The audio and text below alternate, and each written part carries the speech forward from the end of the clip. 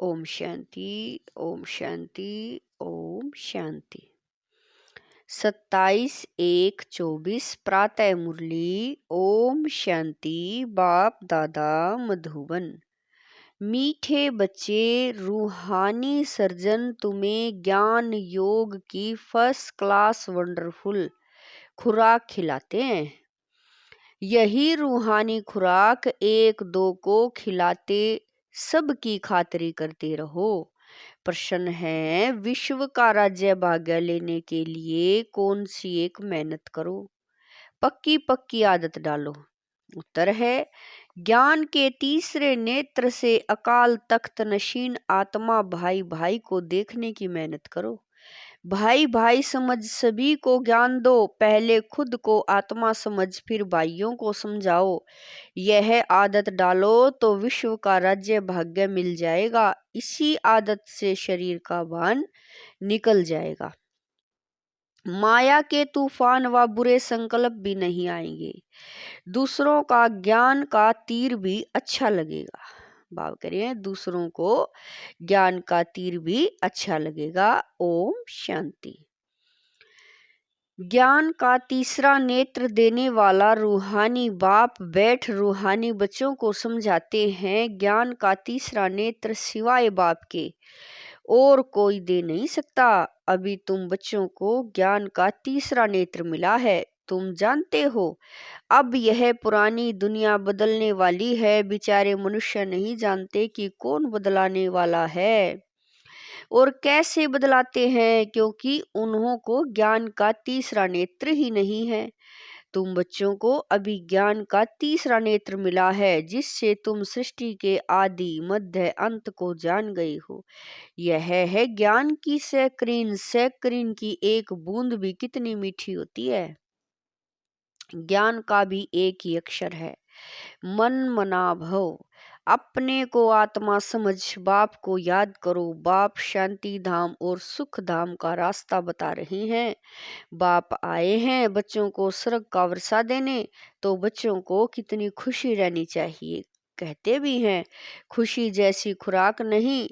जो सदैव खुशी मौज में रहते हैं उनके लिए वह जैसे खुराक होती है। 21 जन्म मौज में रहने की यह जबरदस्त खुराक है। यही खुराक सदैव एक दो को खिलाते रहो। तुम श्रीमत पर सभी की रूहानी खातिरी करते हो। सच्ची सच्ची खुश खैरात भी यह है। किसी को बाप का परिचय देना है। मीठे बच्चे जानते हैं, बेहद के बाप द्वारा हमको जीवन मुक्ति की खुराक मिलती है।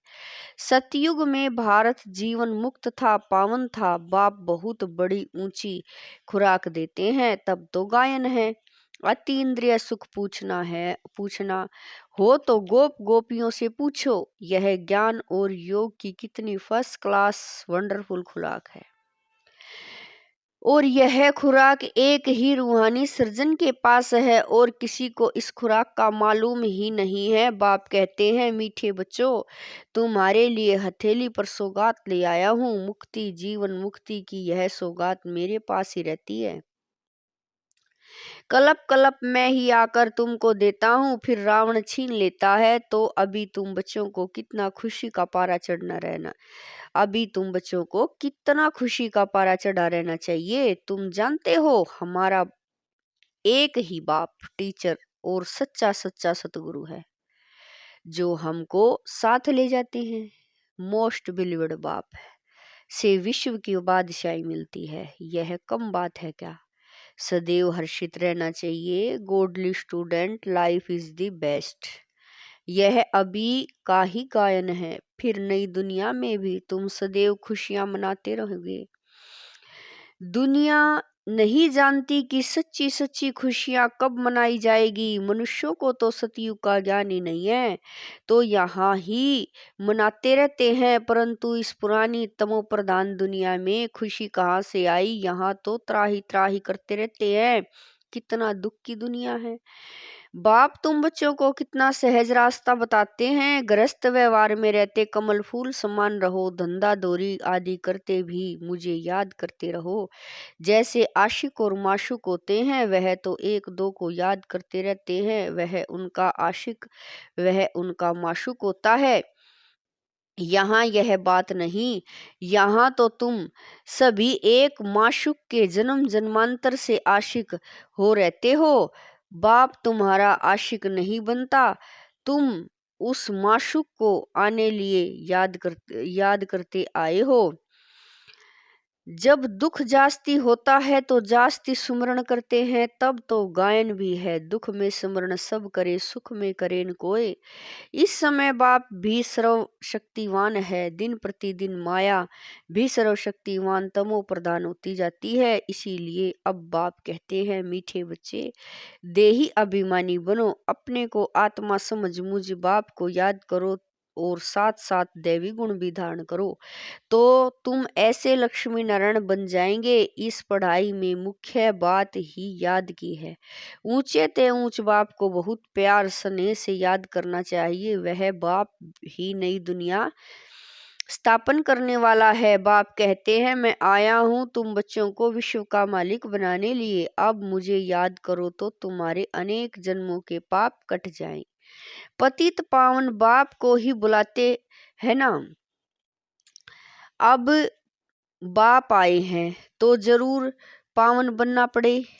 बाप दुख हरता सुख करता है। बरोबर सतयुग में पावन दुनिया थी तो सभी सुखी थे। अब बाप फिर से कहते हैं, बच्चे शांति धाम और सुख धाम को याद करते रहो। अभी है संगम युग, खिवैया तुमको इस पार से उस पार ले जाते हैं। नैया कोई एक नहीं, सारी दुनिया जैसे एक बड़ा जहाज है, उनको पार ले जाते हैं। तुम मीठे बच्चों को कितनी खुशियां होनी चाहिए, तुम्हारे लिए तो सदैव खुशी ही खुशी है। बेहद का बाप हमको पढ़ा रहे हैं। वाह, यह तो कब ने सुना न पढ़ा। भगवान वाच, मैं तुमको राजयोग सिखाता हूँ। तुम रूहानी बच्चों को राजयोग सिखा रहा हूँ, तो पूरी रीति सीखना चाहिए, धारणा करनी चाहिए, पूरी रीति पढ़ना चाहिए। पढ़ाई में नंबरवार तो सदैव होते ही हैं। अपने को देखना चाहिए, मैं उत्तम हूँ, मध्यम हूँ, कनिष्ठ हूँ। बाप कहते हैं, अपने को देखो, मैं उच्च पद पाने के लायक हूँ, रूहानी सर्विस करता हूँ। क्योंकि बाप कहते हैं, बच्चे सर्विसेबल बनो, फॉलो करो। मैं आया ही हूँ सर्विस के लिए, रोज सर्विस करता हूँ, इसीलिए ही तो यह रथ लिया है। इनका रथ बीमार पड़ जाता है तो मैं इनमें बैठ मुरली लिखता हूँ। मुख से तो बोल नहीं सकते तो मैं लिख देता हूँ, ताकि बच्चों के लिए मुरली मिस न हो। तो मैं भी सर्विस पर हूँ ना, यह है रूहानी सर्विस। बाप मीठे मीठे बच्चों को समझाते हैं, बच्चे तुम भी बाप की सर्विस में लग जाओ। On God fatherly service. सारे विश्व का मालिक बाप ही तुमको विश्व का मालिक बनाने आए हैं। जो अच्छा पुरुषार्थ करते हैं उनको महावीर कहा जाता है। देखा जाता है कौन महावीर है, जो बाबा के डायरेक्शन पर चलते हैं। बाप का फरमान है, अपने को आत्मा समझ भाई भाई देखो, इस शरीर को भूल जाओ। बाबा भी इन शरीरों को नहीं देखते हैं। बाप कहते हैं, मैं आत्माओं को देखता हूँ। बाकी यह तो ज्ञान है कि आत्मा शरीर बगैर बोल नहीं सकती। मैं भी इस शरीर में आया हूँ, लोन लिया है, शरीर के साथ ही आत्मा पढ़ सकती है। बाबा की बैठक यहाँ है।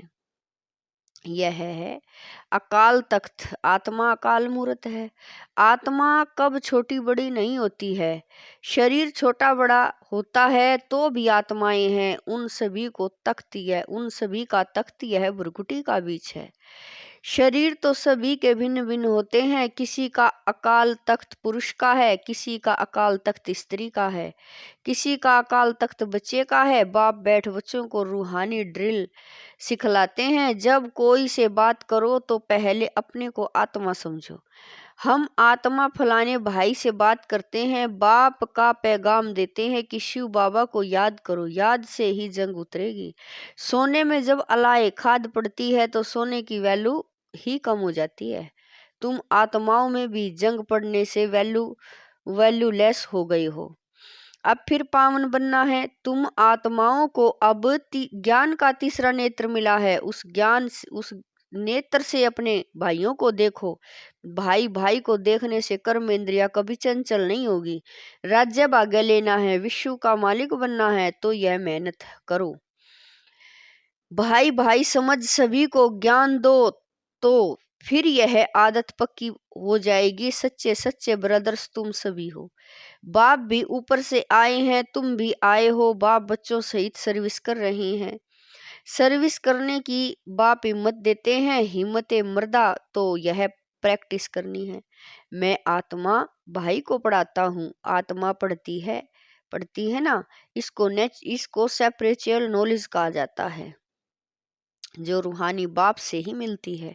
संगम पर ही बाप आकर यह नॉलेज देते हैं कि अपने को आत्मा समझो। तुम नंगे अशरीरी आए थे, फिर यहाँ शरीर धारण कर तुमने 84 जन्म पार्ट बजाया है। अब फिर वापिस चलना है, इसीलिए अपने को आत्मा समझ भाई भाई की दृष्टि से देखना है।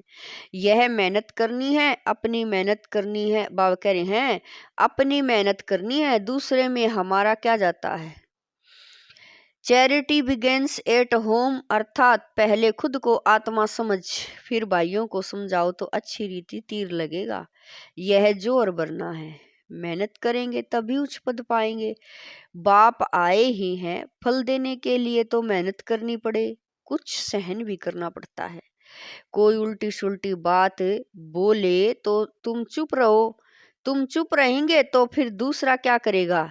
ताली दो हाथ से बजती है, एक ने मुख की ताली बजाई, दूसरा चुप कर दे तो वह आप ही चुप हो जाएगा। ताली से ताली बजने से आवाज हो जाता है। बच्चों को एक दो का कल्याण करना है, बाप समझ जाते हैं। बच्चे सदैव खुशी में रहने की चाहते हो तो मन मनाओ। अपने को आत्मा समझ बाप को याद करो। भाइयों आत्माओं तरफ देखो, भाइयों को भी यह नॉलेज दो। योग कराते हो तो भी अपने को आत्मा समझ भाइयों को देखते रहेंगे तो सर्विस अच्छी रहेगी।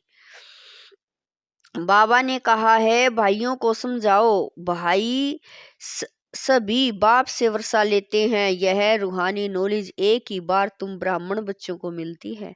तुम ब्राह्मण हो फिर देवता बनने वाले हो। इस संगम युग को थोड़ा ही छोड़ेंगे, नहीं तो पार कैसे जाएंगे, कूदेंगे थोड़ा ही। यह वंडरफुल संगम युग है तो बच्चों को रूहानी यात्रा पर रहने की आदत डालनी है। तुम्हारे ही फायदे की बात है। बाप की शिक्षा भाइयों को देनी है। बाप कहते हैं मैं तुम आत्माओं को ज्ञान दे रहा हूँ, आत्मा को ही देखता हूँ। मनुष्य से बात करेंगे तो उनके मुंह को देखेंगे ना। तुम आत्मा से बात करते हो तो आत्मा को ही देखना है। भले शरीर द्वारा ज्ञान देते हो परंतु इसमें शरीर का भान तोड़ना होता है। तुम्हारी आत्मा समझती है। परमात्मा बाप हमको ज्ञान दे रहे हैं। बाप भी कहते हैं आत्माओं को देखता हूँ, आत्माएं भी कहती हैं हम परमात्मा बाप को देख रहे हैं, उनसे नॉलेज ले रहे हैं। इसको कहा जाता है स्पिरिचुअल ज्ञान की लेन देन। आत्मा की आत्मा के साथ, आत्मा में ही ज्ञान है, आत्मा को ही ज्ञान देना है। यह जैसे जौहर है, तुम्हारे ज्ञान में यह जौहर भर जाएगा तो किसी को भी समझाने से झट तीर लग जाएगा।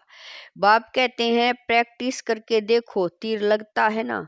यह नई आदत डालनी है तो फिर शरीर का भान निकल जाएगा। माया के तूफान कम आएंगे, बुरे संकल्प नहीं आएंगे, क्रिमिनल आई भी नहीं रहेगी। हम आत्मा ने 84 का चक्र लगाया, अब नाटक पूरा होता है। अब बाबा की याद में रहना है। याद से ही तमो प्रधान से सतो प्रधान दुनिया के मालिक बन जाएंगे। कितना सहज है। बाप जानते हैं बच्चों को यह शिक्षा देना भी मेरा पार्ट है, कोई नई बात नहीं। हर 5000 वर्ष बाद हमको आना होता है। मैं बंधाईमान हूँ, बच्चों को बैठ समझाता हूँ। मीठे बच्चे रूहानी याद की यात्रा में रहो तो अंत मते सो गति हो जाएगी।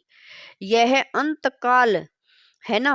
माँ में कम याद करो तो तुम्हारी सदगति हो जाएगी। यह देही अभिमानी बनने की शिक्षा एक ही बार तुम बच्चों को मिलती है। कितना वंडरफुल ज्ञान है। बाबा वंडरफुल है तो बाबा का ज्ञान भी वंडरफुल है। कब कोई बता न सके, अभी वापस चलना है। इसीलिए बाप कहते हैं मीठे बच्चों यह प्रैक्टिस करो, अपने को आत्मा समझ, आत्मा को ज्ञान दो। तीसरे नेत्र से भाई भाई को देखना है, यही बड़ी मेहनत है। अच्छा, मीठे मीठे शकील दे बच्चों प्रति माता पिता बाप दादा का याद प्यार और गुड मॉर्निंग। रूहानी बाप की रूहानी बच्चों को नमस्ते। हम रूहानी बच्चों की रूहानी माता पिता बाप दादा को दिलवा जान शिकवा प्रेम से याद प्यार गुड मॉर्निंग नमस्ते ओम शांति। मेरे बाबा लाख लाख शुक्रिया मेरे बाबा।